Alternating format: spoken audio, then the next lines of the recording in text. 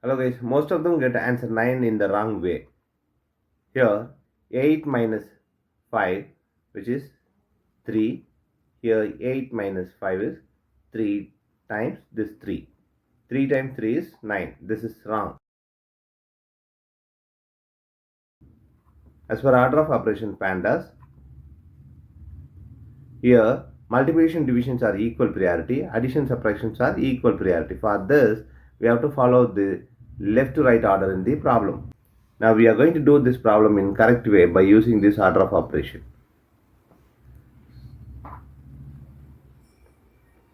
Here always bracket first. So 8 minus 5, this is 3.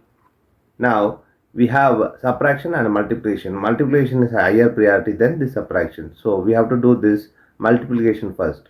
So 8 minus, this is 15.